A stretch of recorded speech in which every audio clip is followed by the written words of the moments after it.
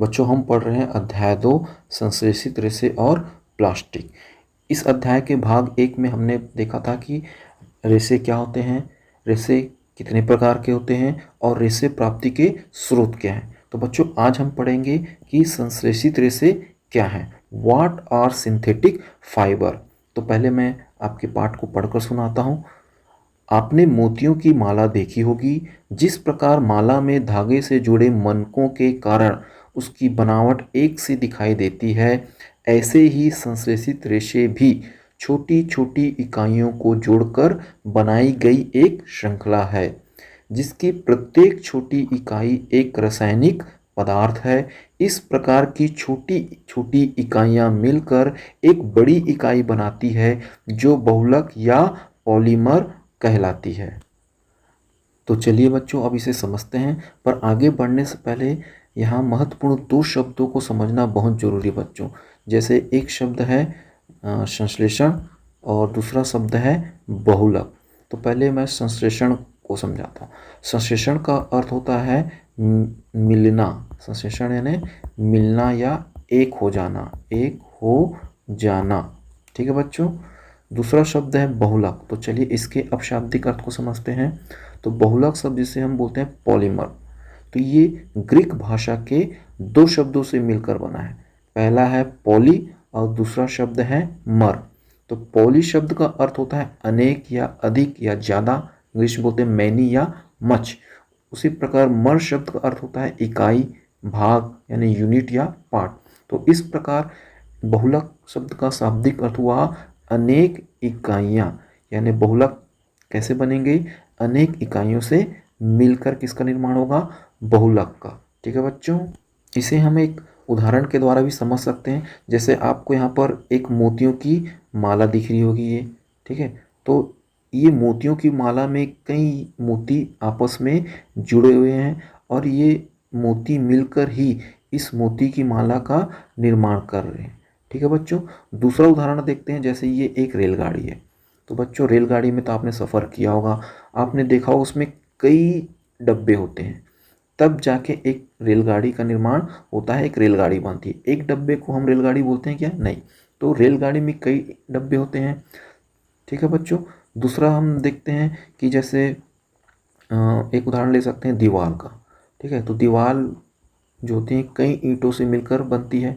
ठीक है। और ये ईंटें मिलकर आपस में जुड़कर ही एक दीवार का निर्माण करती है। तो इन तीन उदाहरण के द्वारा हम बहुलक को समझ सकते हैं कि बहुलक भी ऐसे ही अनेक छोटी छोटी इकाइयों से मिलकर बहुलक का निर्माण होता है।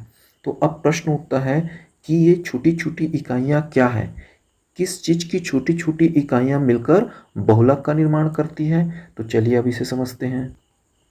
बच्चों यहाँ पर आप देख सकते हैं कि ये छोटी छोटी इकाइयाँ आपको यहाँ पर दिख रही होगी। ये जो छोटी छोटी इकाइयाँ ये किस चीज़ की हैं, तो ये छोटी छोटी इकाइयाँ हैं रासायनिक पदार्थों, किसकी, रासायनिक पदार्थों की। ठीक है बच्चों। तो जिसे हम क्या कहते हैं, मोनोमर्स। क्या कहते हैं, मोनोमर्स, या हिंदी में बोलेंगे एकलक। ठीक है बच्चों। तो इन रासायनिक पदार्थों की छोटी छोटी इकाइयाँ मिलकर, ठीक है, एक बड़ी इकाई का निर्माण करती है। यहाँ पर देख सकते हो ये एक छोटी इकाइयों से मिलकर बनी हुई एक श्रृंखला है। ठीक है। तो रासायनिक पदार्थों की छोटी छोटी इकाइयाँ मिलकर एक बड़ी इकाई का निर्माण करती है, इसे कहते हैं पॉलीमर।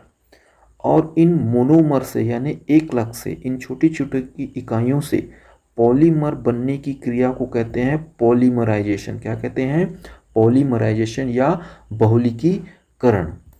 इस प्रकार बच्चों अब आप जान गए होगी कि रासायनिक पदार्थों की छोटी छोटी इकाइयाँ मिलकर एक बड़ी इकाई बनाती है, जिसे हम बहुलक या पॉलीमर कहते हैं।